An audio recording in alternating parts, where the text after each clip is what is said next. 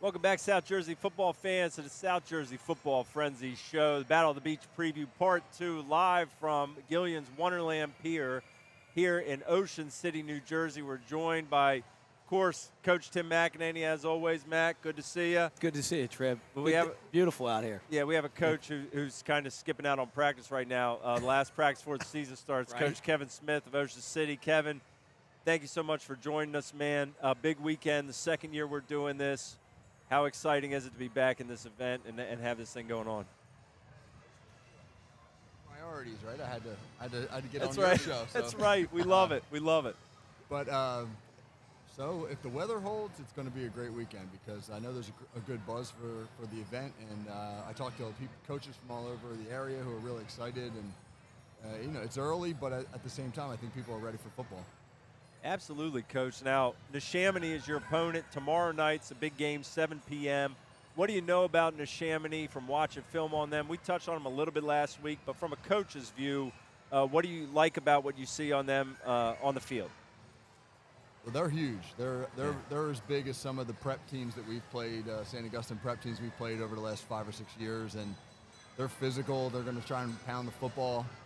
Coach Mack would love their style of play. They're gonna get downhill. They're gonna run power. They're gonna try to just out physical you at the point of attack on both sides of the ball. And there's not a whole lot of fancy in that offense or that defense, but they're sound, fundamentally sound, and I think it's going to be a challenge for us in terms of matching their physicality and just being able to execute what we do against the challenge that they present. Coach, talk to me about that for a second. Right, you got a downhill power team, and the rules have changed a little bit on how you can prepare and what you can do. Throw in 15 days to get ready for game 1, 16 days or whatever the math is. What are you doing? I mean, you got a mentality to play football. Obviously, you got the best, toughest 11 in the lines, but you're not tackling to the ground as much as we used to back maybe 10 years ago, 5 years ago, and certainly not as much as 20, 30 years. Correct. Yeah, clearly I'd like another week to prepare. Just from seriously, right. From a physicality standpoint, no doubt about that. You crammed 2 scrimmages into 4 days, and we had 1 day in pads before we had our first scrimmage. I mean, that's another conversation. I'm not a big fan of it because I think with all this emphasis on making the game safer by condensing the live period so much in the summer, you're actually making it less safe because you don't get to teach the techniques as well as you might. Well, we say, I say it tongue-in-cheek, I think, once a show, and the games, we still tackle, right? We still have to, the play still ends, not by whistle, by the player being down with the ball. That is correct. I mean, not to oversimplify right. the sport, but right. And so you're literally being told not to practice the thing that's the most paramount in the game, besides blocking. Right, so our big thing is all summer long, we do the best we can to prepare for the act of blocking and tackling as best as we can. I mean, in terms of body positioning and all those things that you can do drill-wise to get your kids in the right position to tackle. And then when the pads go on, you just hope they apply that. Right. And you got to find the kids that, I mean, tackling and blocking and physicality is a lot more of than any other sport of the want-to. Right. The how-to's nice, but the want-to is more important, right? And we can always find the kids. We can teach the kids how when they want. If they don't want, it don't matter. And it's got to be tough, too. A lot of coaches are thinking, my kids still, some kids are still at the beach. I mean, your kids live at the beach. They can go there anytime they want. That extra week would be great. They're not headed to the shore. Yeah, I'll be honest. That's never been a distraction for us because of the luxury of it being there. They can always find time to get there. But as far as the want to, tomorrow night will be really interesting for us because we graduated so many guys from last year's team. And I think we got some very good players. And I saw some encouraging things in our scrimmages. But the first game, I hate the first game. You have no idea what you're going to get. You really don't. You just, in terms of when the lights go on for real, how are they going to respond? I mean, we got a bunch of 15 and 16-year-olds in the lineup who have probably never been under that kind of a stressful situation. So you just hope that they respond the right way. Coach, we talked to Coach Leary last week, and I was kind of throwing out, hey, you got onside kick in yet? You got a hands team in yet? Like all the things that you did just now, right? And you're like, oh my gosh, first time, and you're trying to keep. I don't know. You try to keep your cool as a head coach a little bit on that day before the game because they are 15, 16. But then you're getting a little uptight because tomorrow is real. Like, Yeah, yeah. One of the kids just asked. He's like, he said, if we block the punt and it goes across the line of scrimmage, what do I do? I was like, oh, we didn't go over that yet. You know, so I mean, there's just little things. We have a big checklist, but you just miss them because, again, man, you're rushing so much to get stuff in now.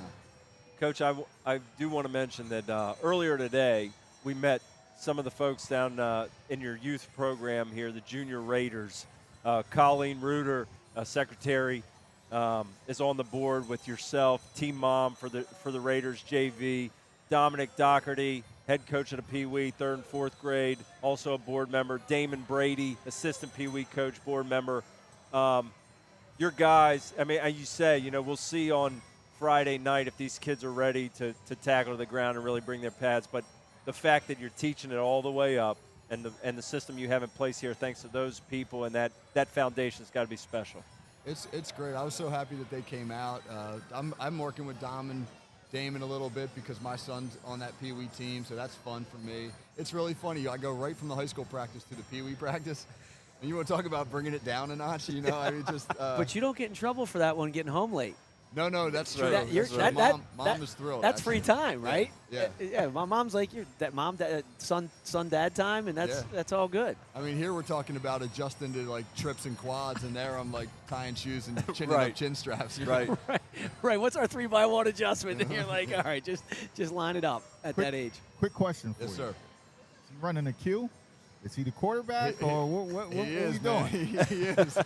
He is. I mean, I don't. You could say what you want about that, but he's pretty good. So for 9, you know, you can't read too much into 9. You know? Right. Well, you know, we like to prepare early. We're just, you know, I don't know, 5 years early on him, but that's part of the reason we're here. You know, get a good scouting report. Coach, we wish you the best of luck, and I do want to mention this though. Riley Gunnels last year did an excellent job. I know you guys were so good running the ball, and this year, you know, I'm sure he's going to air it out a little bit, one of your leaders. What can you say about that young man, the job he's done kind of in this abbreviated period, bringing the guys through? I know he was performing the 7-on-7 too for you guys in the offseason. So what can you say about him as a leader as he kind of takes this next year with so many new faces in the lineup? Yeah, he's like a different kid. He's got 13 starts under his belt. He's played in a sectional championship game, and everything's he's just faster with everything. His reads, his understanding of the offense, his recognition of the defense, and we really aired it out in our scrimmages, and he did great. I think he went like 26 out of 34 in the 2 scrimmages. So I think he's going to have a special year. I mean, I hope we can keep him clean with the guys up front, but if we can, he's going to do some good things. Coach, last thing, we'll get you out of here on this. We know you got to get back to practice, give the big pep talk. What's one thing you guys have to do exceptionally well tomorrow night to win? We just have to execute. I mean, we feel like we're prepared, and we know they're going to be big and physical, and we've got to obviously match their physicality, but oftentimes it just comes down to execution. Which team is just better in the fundamentals? I mean, Coach Mack said it's about blocking and tackling. It is. It's about blocking and tackling, and then the schemes that you have your kids got to execute them. It always comes down to little things. You know, real quick story. I know you got to get out of here, but we're playing Shawnee in the Group 4 final in 2019, and we got 4th and goal on the 1-yard line. It's 14-0. They're ahead of us, and we got a chance to make it a 1-score game. And we run a quarterback sweep, and our guard just wraps a hair wide when he's coming up to the backer, and the backer undercuts him and makes a tackle right, you know, for a loss, and they turn around and drive the length of the field and put us away in that game. And you just think to yourself, you know, man, that little fundamental thing, if he just wraps tight, the quarterback goes in, and now it's 14-7, and who knows, right? So it's just going to be little stuff. When we're looking at the film on Saturday morning, it's going to be like, which team did all those little things better? And this early in the season, I don't know who that's going to be. Coach Mack was at that game, was probably thinking the same thing on the other side of it. Well, I'm sitting there, everybody's feeling good. I'm like, look, they score here, different ball game, and we know in high school football, but hey, that's 3 years ago. That's yesterday's bygones. Coach, just end every, as my uncle says, end every possession with a kick, and life is good. That's right. That's not a bad thing. Not a bad thing. Everyone with a kick and not good, whether it's a PAT, a field goal, or a punt. Control the football. Take care of it. Yes, sir. That'll be a big thing tomorrow night. And we're rooting for Ocean City. That's flat out, right? No That's South Jersey. So there's no question about it. We can be a bias in that one. So and that's a great time slot too. You got marquee time, Coach. Yeah, we're hoping that the Downingtown West crowd stays and that it'll be a packed house for that. The rival. Oh yeah, they play each other the next week. Do they really? They'll be staying. They'll stay. Yeah, that'll be cool. 100. Hopefully Highland beats them. They're really angry. You know, they're really getting after Neshaminy. Coach Kevin Smith, Ocean City, thank you so much. Tomorrow night, 7 p.m. Friday night, over here by the Ferris wheel, Neshaminy of Pennsylvania will play Ocean City. Good luck, Coach. Appreciate that. Thank you for joining us Thank again you guys this year. very much. Good luck, Coach. Thank you. Thanks very much. We are here at the merry-go-round. We will be right back after this. Rod, give us a second, and I think we got a lot of games to preview, Mac. Absolutely. 11 here, I know that. You got it.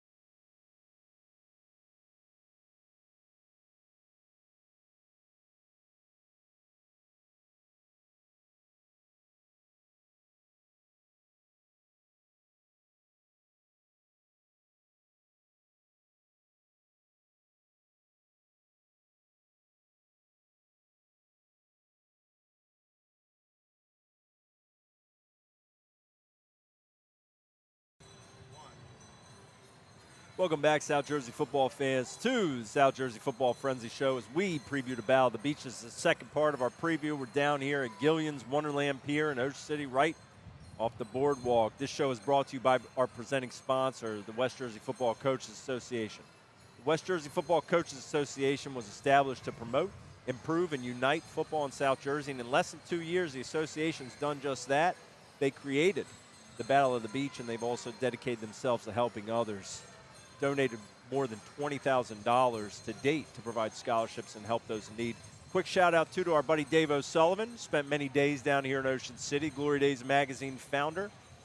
Sully's the reason we have a platform for you to watch. Visit his new look site, sjglorydays.com, for all your local sports coverage. Mac, we are here. The merry-go-round is going. This is perfect. Little audible right there, right? We weren't supposed to see Coach for a couple segments, and then he, Well, you know, football takes over. You know, we talk about only getting a couple practices in, maybe not even a scrimmage or maybe just one scrimmage. And we've had one. You know what, Mac? I think we did a good job. I think we're leading after the first quarter. Yeah. Well, I give Coach a lot of credit. I mean, the spot that he's in right now, opening up tomorrow with his. We know how big event this is, right? Battle at the Beach, sure. But he's the host of the Battle of the Beach, right? Yes, he is. So not only is the host school, they're the marquee game tomorrow, or marquee time, 7 o'clock, and he's putting in, as we joke about, all these special teams and all the nuances that you need to have done.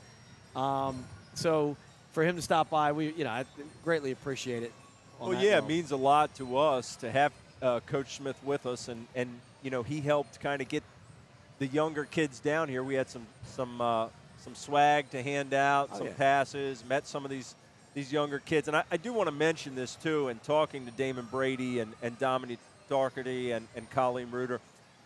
These folks that work with the Ocean City Junior Raiders, they wanted to mention, they had a big donation here recently from the Ocean City Board of Realtors and also REACH, Real Estate Alliance for Charities, a local nonprofit. $17,000 for equipment, for cheerleaders, for players. Also, the local Police Benevolence Association has donated money.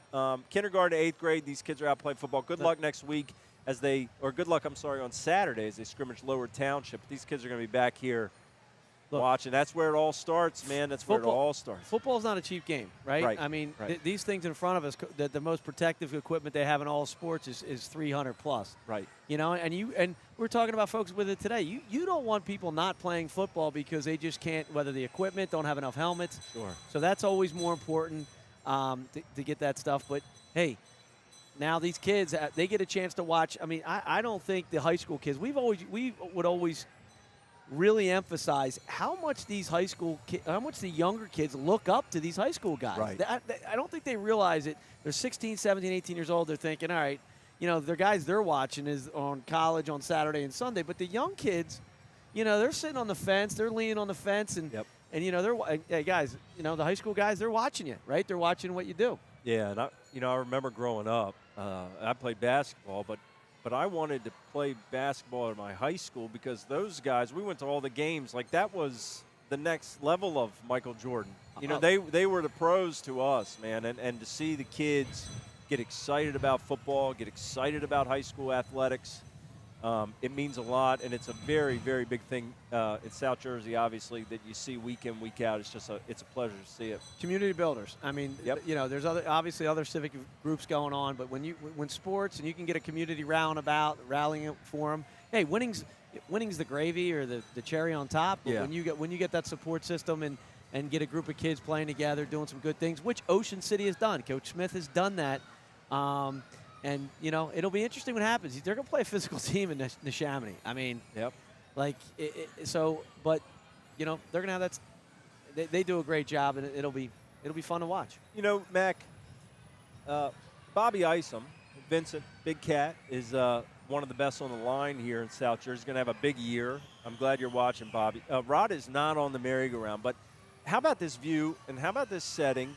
Thank you so much to Gillian's Wonderland Pier. Michael Allegretto helped hook us up here, and Mayor Jay Gillian wanted us here. But, Mac, last year we didn't quite get in such a great spot for the day. And why are we inside this year? I think Rod might have some video evidence to show what happened technically, last we're not inside either. Like, we're staring at the Atlantic Ocean, by the way. You know, Rod doesn't have the video evidence, but let me just tell you, there was a deluge. There was a lot of water. Yeah, there was a lot of water. So we've got some salt air in the mixer here. I think with an east wind, it's always nice, right? You get the east wind with the hair. It helps keeping the hair back. So it's fantastic. If you go back and look on this site, you'll be able to find the videos. 3 parts. I think the first part was great. We talked to a couple guys. Kevin Smith was one of them. The second part was us talking about how hard it was raining. And the third part, we were in the bumper cars. We had no notes. But today we do have notes. And we're going to preview these games, Mac. We got 11 games in 3 days. I apologize. And we're starting off. The first game of the season is tomorrow at 10 a.m., Egg Harbor Township and Mainland. Marlon Leslie, we thought he would be the quarterback at Mainland. He will not be the quarterback tomorrow for Mainland. I believe they might have a freshman stepping in, but they still have Jabril Mace. Well, I was going to say, look, a quarterback's an important position, but for that team, I think I might go under center and hand the ball to that guy. If he doesn't touch it 25-6 times tomorrow, I'd be shocked. Whether kickoffs, punts, punt returns. If you're committed to go to Villanova, I mean, you can play. And we know he can. And it seems like he's been there. Mac, he was playing for Mainland, running for, if he wasn't 1,000, it was close to 1,000 yards when we were back in the office. In the bowels of your old employee? When Rod was running to the rescue. So it's been quite a while for Jabril Mace, but he is back. And for this first game, it's kind of cool. Again, 10 a.m. tomorrow morning.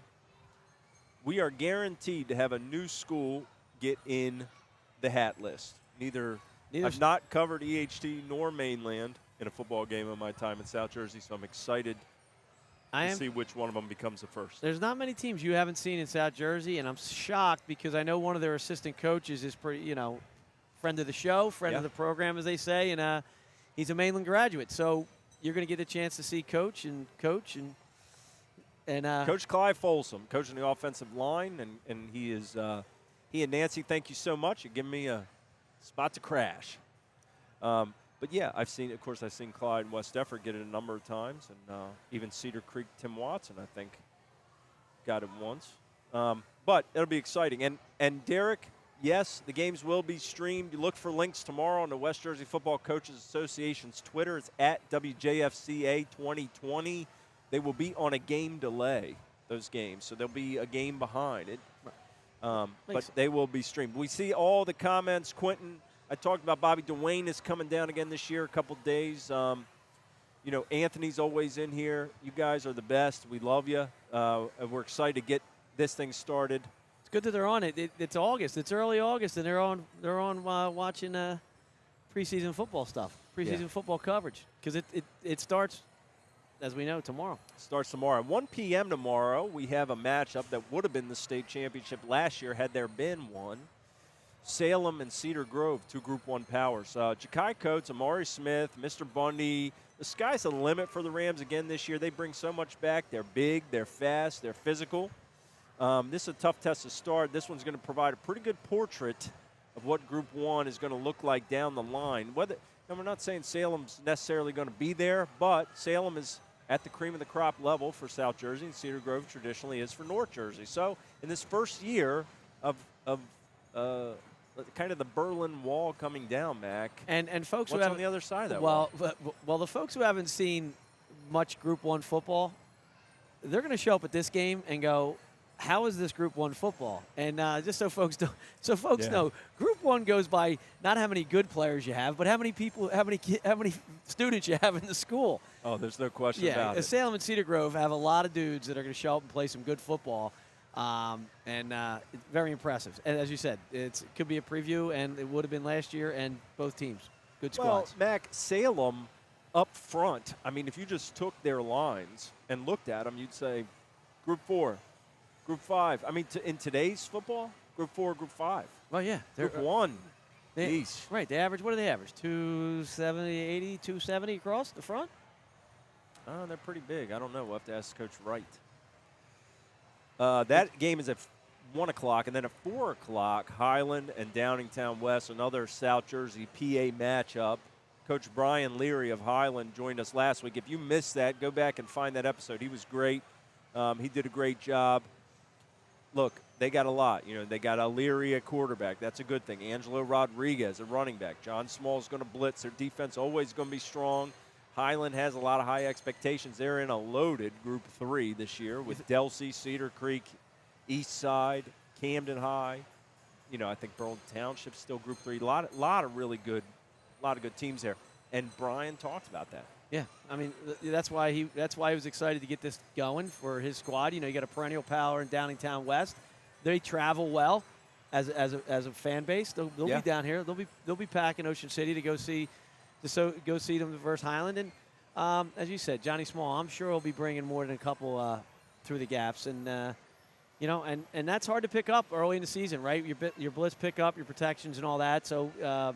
But it's also you got to make sure your back end's covered with that, with the cover zeros and ones, et cetera, some zones behind. So it depends on what coach does. But it's, at this point with these games, I mean, all of them.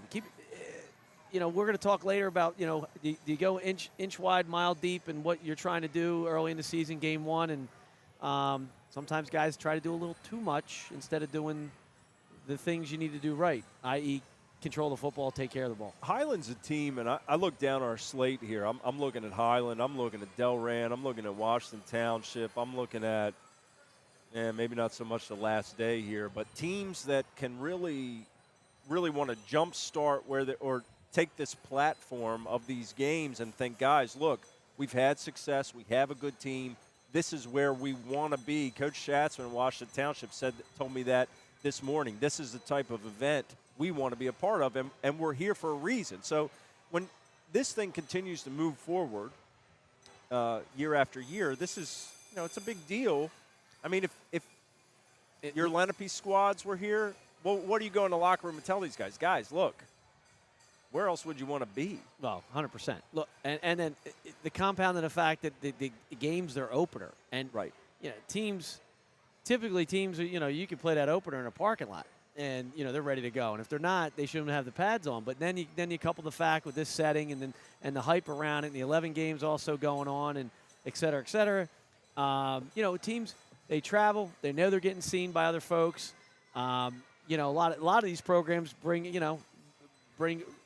a ton of folks at their home games. Right. They sell their places out. So sure. They know they're going to travel. They know their fans are coming, and they want to do their thing in front of plus. So it's good for high school football. It's good for South Jersey. Oh, it's tremendous. We talked about Ocean City and Neshaminy. That game is the nightcap on Friday at 7 p.m. We talked about that with Coach Smith of Ocean City. Feel free to go back and watch that as the Raiders take on Neshaminy. Saturday, 10:30 a.m., we kick off with Delran and Wayne Valley. I would expect a smash-mouth game here, Mac. Alex Shepline, Jack Lavner, two captains, two guys for Wayne Valley that really embody the type of ball that they play. They're physical, they're smart, instinctive, and that's, that type of run the ball, knuckles in the dirt. Frank Holmes loves it. Coach Delran, you know that. You know Frank. Yeah, for former offensive lineman himself. I mean, look, everybody talks about, like, they get, with the new offenses, and we talk about this every year, right? Right. But you shut the doors, and you have a bunch of coaches in the room, and if you can run the ball and hold on to the ball and take that clock off, sure. I mean, you don't have to line up double tight and power eye or whatever, and like it's 1974, but when you can control the football and move the sticks and move the chains, I mean, it's comforting. Yeah, it's comforting to know that you can do those things as a football team, and also be able to stop a football team. I mean, your host, my former coach, his adage was, look, if you're going to run the ball, you're also going to create a tough defense who can stop teams from running the ball. You create a team toughness. You just can't say we're going to be tough and act like we're going to be tough. I mean, you have to practice tough things to be a tough team. So, to overstate the obvious. You know what, Mac? I'm sitting there today, and I'm talking to Coach Folsom, and we're sitting here talking about how to structure a defense. And you know what? That's exactly what he said. We're built to stop the run. Well, yeah, that's the adage. That's where you start. Right. You stop the run, and now it's the word is you make a team one-dimensional. Right. Sure. You make them do something that they typically don't want to do. You stop the pass, and I mean, look, my dad said it 50 years ago. Stop the best player, best play. Sure. It's still high school. Your dad had a couple. Well, he had a lot of good players, but right. It's still high school football. You can watch a game for a little bit, and, when a team has more than 3 weapons, it's like, ouch. Yep. And, I mean, look, you'll have the good offense and defensive line, but, you kind of can take a look at a team and figure out what they want to do, whether you watch them on film or you watch them live. If you take away what they want to do, teams get uncomfortable. Well, that's true, Mac. And when you look at the evolution of football, and I mean high school is a different beast, but look at the NFL. Everybody can spread. Every linebacker is built like a safety. Well, guess what? San Francisco runs it, and teams aren't built to stop that because every linebacker looks like a safety. They're going back the other way now. When Jason Kelsey gets out and runs and pulls, or Cam Jurgens now in the preseason, and he's hitting a guy that isn't the size of a regular linebacker 15 years ago. He's hitting a guy that's 6'3", 210, right? Who can run like the wind and cover a tight end. Great coverage. Correct. But the game, football evolves and devolves and evolves and devolves because the edge is always based on the types of personnel and the prototypes. Yeah. I mean, and I was talking to a guy today. Some of the old listeners might. The running back at Shawnee Mike Curcio, he coached at Lenape, played at Shawnee back in the 80s, and he looked at me. He goes, Mac, with all these tackling rules, I'm surprised teams don't run a little more downhill earlier in the season and make teams, as they say, knuckle up a little bit. Yeah. We used to try to, we would want a formation a little bit and see, does that corner want to come up and make an offside tackle on the weak side when they have to rotate to the trips or the what's their adjustment, and can the kid tackle? It can, who's going to come up and make a play? because it's not the NFL. Right. So No, it's not. yeah, and that's, we'll see. I'm sure we'll see some things that were, some teams simplifying because of the 15 days. Yeah, Max, speaking of big bodies and NFL-type players, for when you look at Del Rand, when you have a guy like Kenny Jones, who's 6'5", 280 on the line, why wouldn't you want to run behind him? Right. And not only that, how about this? Derek Namnun, okay, 3-year starter quarterback. His brother now, freshman lineman Jake, is outstanding, 6'2", 270. There's two guys, right, 270, 280. We'll see what Wayne Valley is up front. I think Frank Holmes is going to like running behind those two guys. Very cool story, too, with those two. Pushing some people. I'll tell you what, there's a guy down in Tampa or whoever he's talking to now, but he if you follow the teams that he's been a part of, Mr. Brady always likes a guy in the backfield who can run the ball. He's smart enough to know that running back protects him well, because play action is where, look, we have teams playing more gun and this, that, and the other, but, with the RPO style and it's getting almost unfair. Talk to another coach. Getting almost unfair for the defenses. It's going to get to the point in 20 years where the defense is going to need a 12th guy, because what the hell, you can leave a guy. They leave guys on block. We're reading this. We're pre-snapping that, and that's and high school kids are doing it. Right. So, but it's fun to watch, and the games have definitely evolved and a lot more complex, both sides of the ball. Yeah, so that game is at 10:30 on Saturday. It opens it up, Del Rand and Wayne Valley. And again, Wayne Valley plays at the Rummel de Raritan next weekend against Lenape. So Lenape will be keeping an eye on what happens with Del Rand. At 1:30 on Saturday, Washington Township at Toms River North. There's a lot to like about what Washington Township brings back, especially up front. Senior, Mike LaCour. You got John Stone, D1 player. Logan Perez at running back, Jason DeBlasio, tight end, edge. They've got good depth up front, Coach Schatzman says. And Jared Dizergowski is really kind of taken over. He's a captain this year, quarterback. Dealt with some injuries last year at the beginning of the season and kind of got a slow start, but has really come into his own this offseason, throwing, can run it as well. Everything starts for Toms River North with the quarterback. We talked about the weapons on the outside and the big man on the line, but they like to do a lot with quarterback Micah Ford. It's really about limiting the big plays for Washington Township against Toms River North. These two teams are going to be on the radar for Group 5 moving through the season. That game is at 1:30. Yep. 4:30, we got St. Augustine and St. Peter's on Saturday. Two McAleers for the prep. That's always a good thing. You got Tristan and Ty.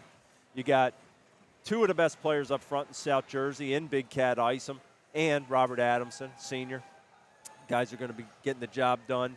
And they certainly know how to play up front at St. Augustine.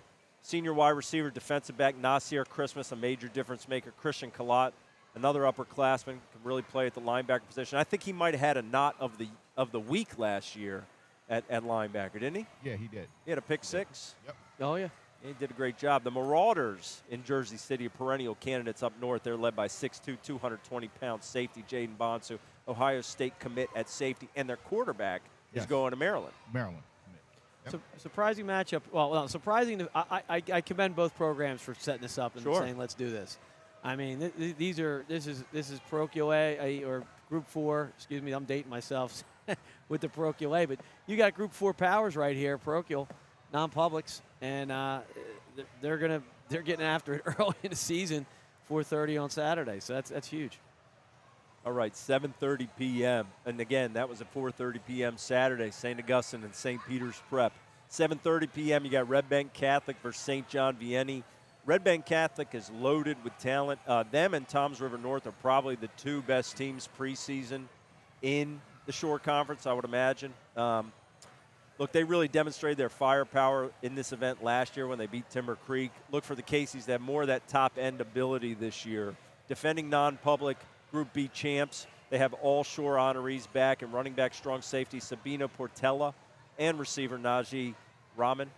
Portella's a heck of a wrestler, too. He's going to North Carolina to wrestle. Vianney has a new coach, and Jeff Papson, our buddy Bob Batters of the Shore Sports Network, says two of their best players are wide receiver Kyle Variest and linebacker Christian Buchanan. An all-South matchup All-Shore matchup. I apologize. The new coach thing you bring up, it's going to be interesting. We have some new coaches all around South Jersey. We got them. I mean, obviously they're weaved in and out.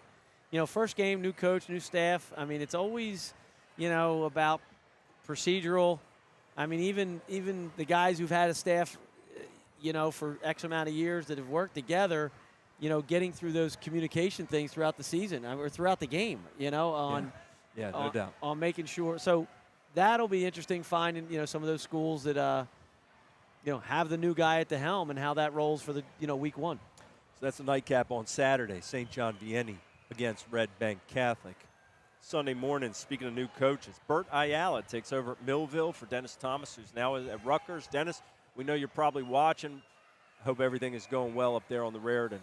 11 a.m. on Sunday, Millville and Coach Ayala get it started against Thomas Jefferson of Pennsylvania. We talked to Bill Chirpak, the coach at Thomas Jefferson. They won state championships in 19 and 20 in Pennsylvania. Western Pennsylvania, they are always in the thick of it in that 4A. Coach Chirpak played at Pitt. He's had plenty of success, of course. There's a big recruit in this game, Wisconsin commit Jordan Mayer. He goes 6'5", 230 pounds, lines up a tight end and defensive end for these guys. So they're down for the weekend. Remember, go back and watch that interview. It was really great. Yeah, they're coming down. They're coming down Friday night, staying in Atlantic City for 2 nights before the game, and then we got a Pitt Panther coach who's got a Wisconsin Badger tight end commit. Yeah. Something tells me he's going to line up with a tight end or 2 or maybe 3. Offset, and he's got no problem smash mouth downhill. Don't forget the 6'6" offensive lineman. Yeah, right. Oh, yeah, don't forget him. Oh, by the way. Oh, right. So, yeah. And then, you got, and Millville's got, as we know, Mr. Brooks and crew. Well, last year, Latsier Brooks put his stamp on his high school career, his recruiting for college, the season, this event. Really, he stole the show with his kick return and with his long touchdown.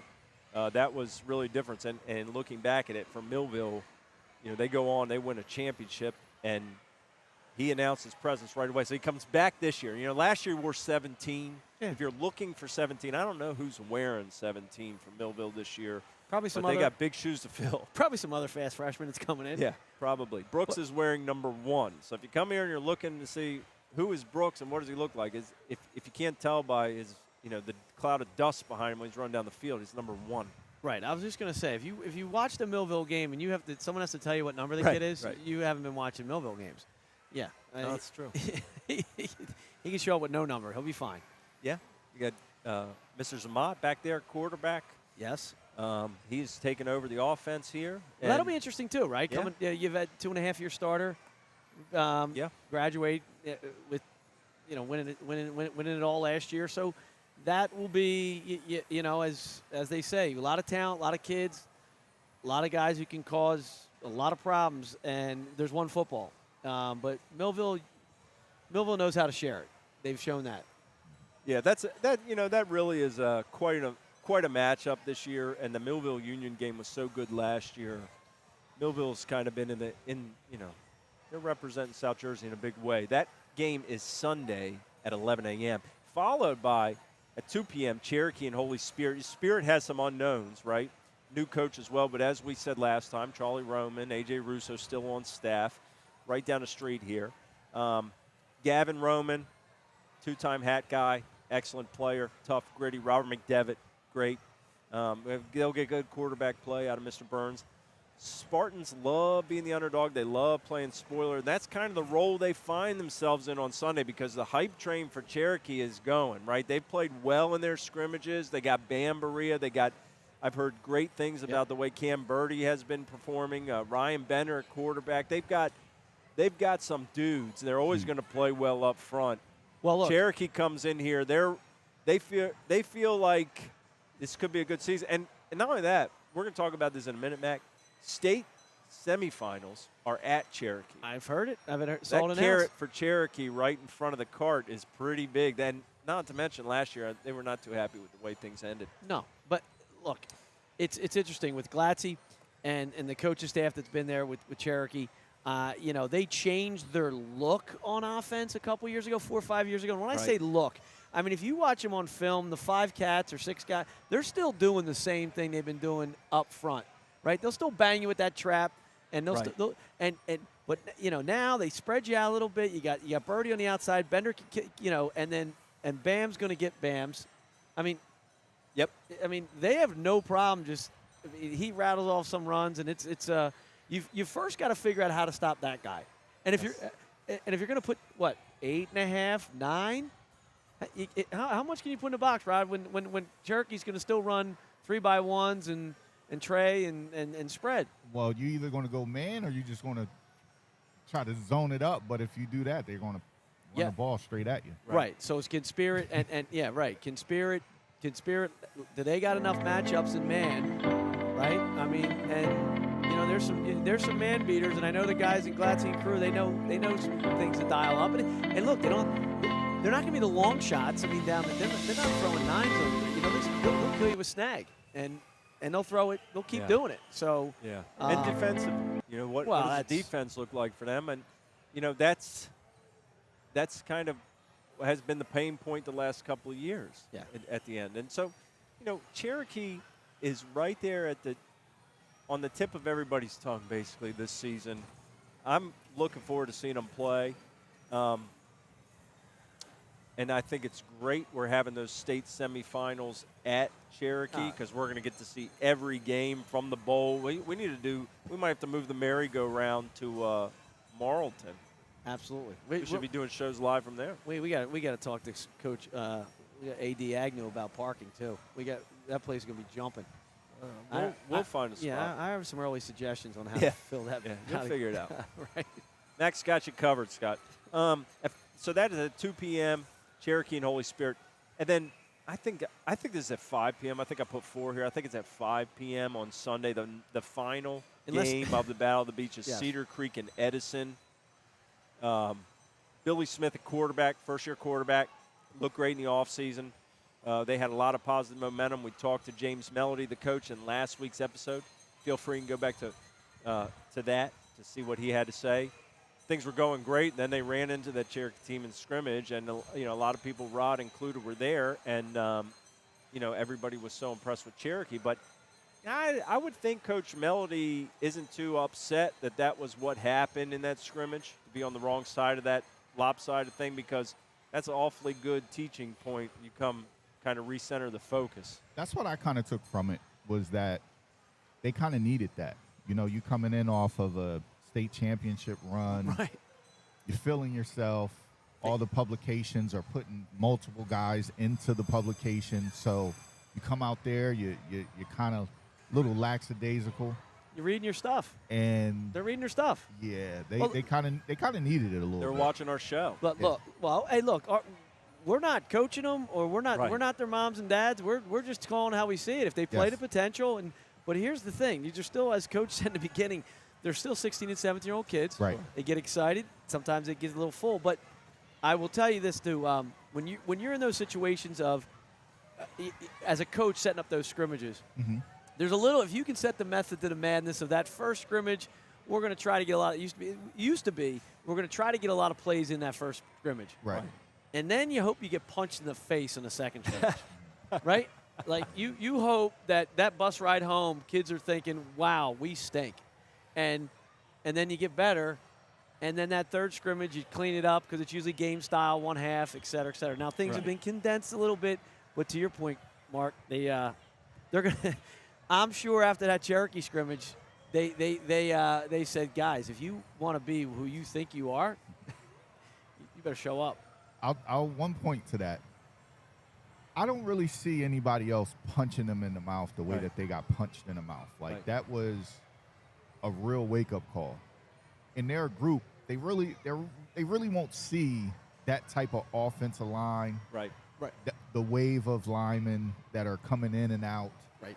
That's just a little bit different ball. 3-4 defensive linemen, 4 or 5 offensive linemen. Exactly. Like they just come in orange and orange and orange. Exactly.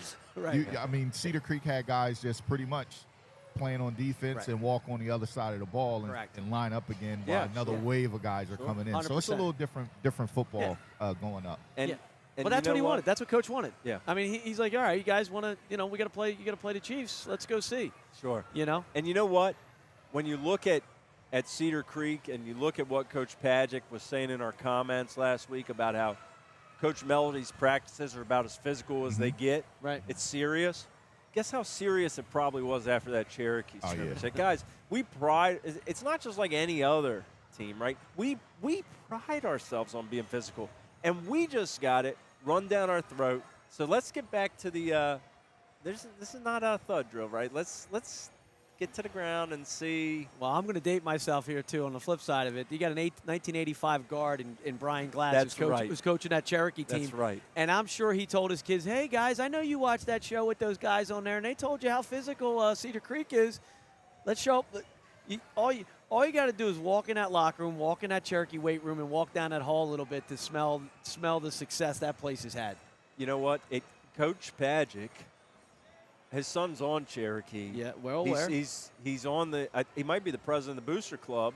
You know, that seems like that might have been a plant from Coach Pagic. Yeah, we'll see. Nobody really wants to be the president of the Booster Club, but it's kind of everybody steps back and you're up in front of it. Yeah, So, maybe he said, "Hey, Coach Glatz, Cedar Creek is pretty physical." Yeah. Glatz like, "Yeah, we'll see who's physical." Right. Glaxy probably didn't even care about the score. Sometimes the coaches are, guys, I don't care if we score a point. We want to walk out of here knowing that these guys don't want to come play us again. And look, now Cherokee, now the other side's got to happen, right? Now Glatzy's got to say to his guys, hey, guys, don't get all full of yourself, right? You got week one, Holy Spirit's going to come up, and they're going to do what, you know, you start smelling yourself and reading your clippings. So that's the beauty of high school football. Yeah. You're dealing with teenagers, right? and Mac, you know what? You know, for Glatz and Cherokee, they will be ready regardless, right? 100%. And I think Cedar Creek will bounce back as well. And that's the cap. Cedar Creek didn't get to play here last year because of the rain. They played at Camden Catholic and they won about $1 billion to nothing. Right. So they'll be excited for this opportunity. Should be great.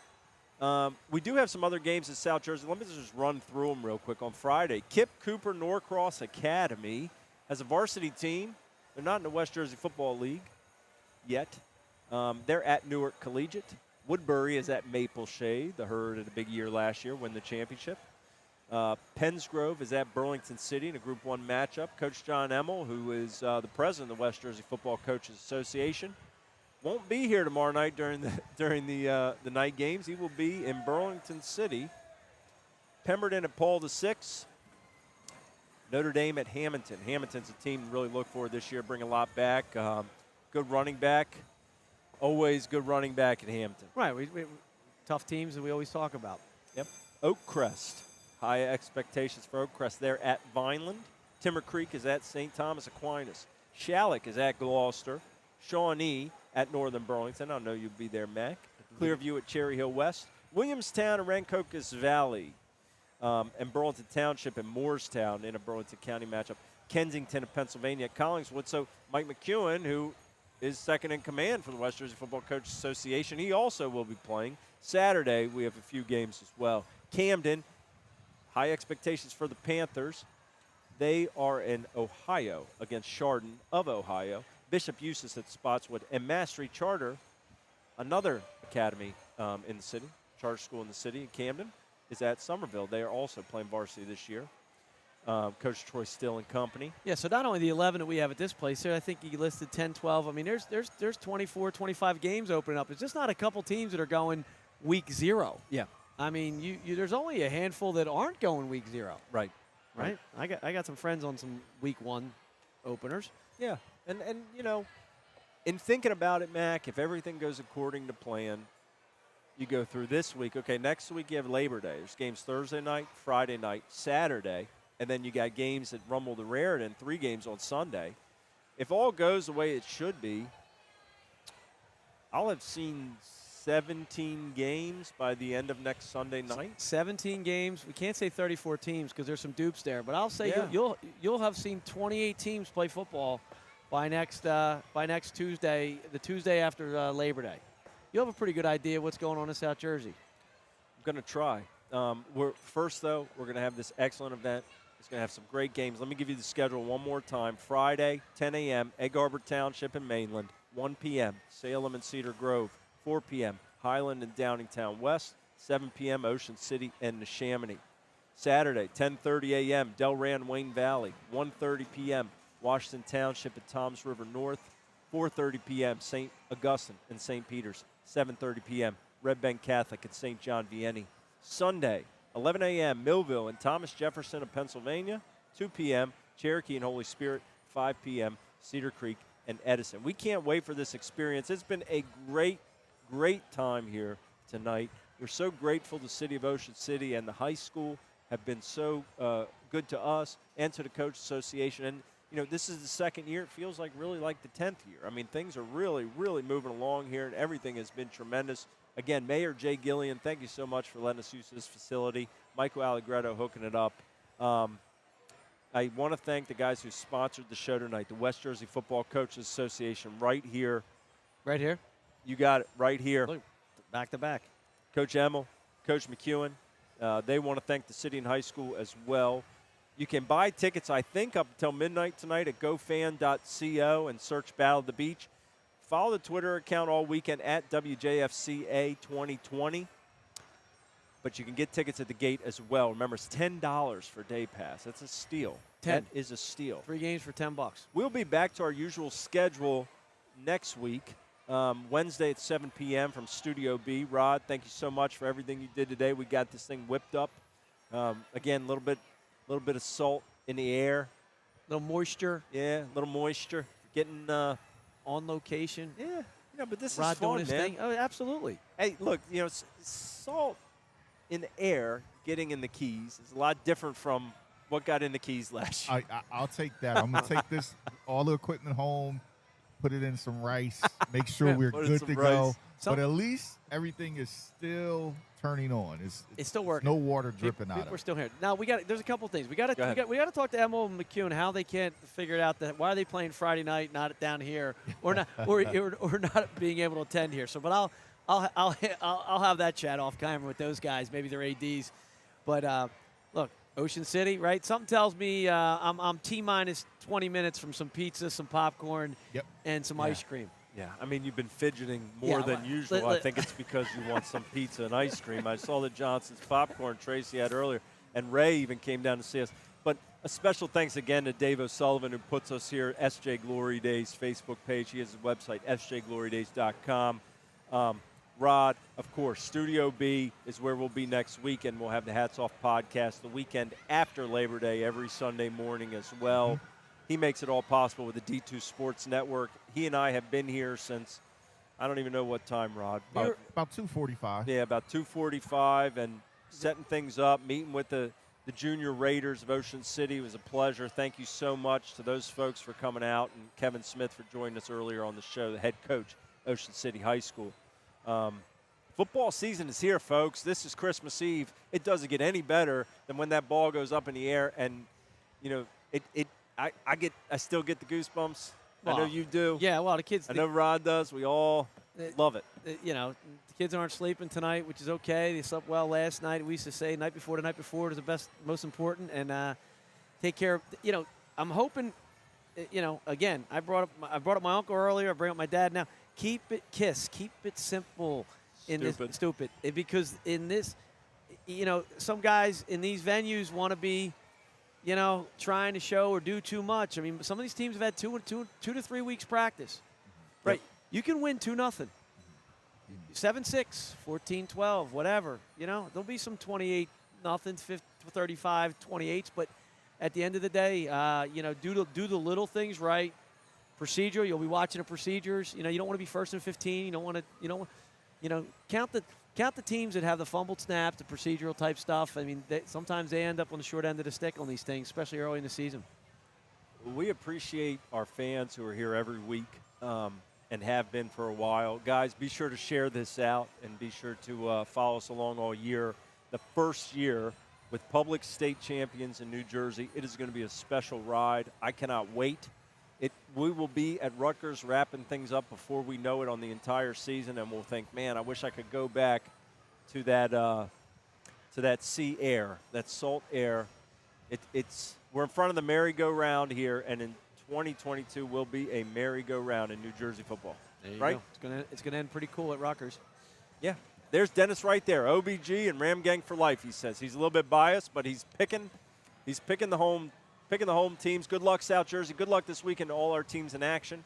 Everybody who's not, be sure to rest up, get your practice in, get your scrimmages, listen to your coaches, right? They care about you guys. They want what's best for you. Right. It's a hard game, guys. It's a hard game. You got to practice hard in hard games, right? It's what the game requires, as Coach Henny would say, King's Way.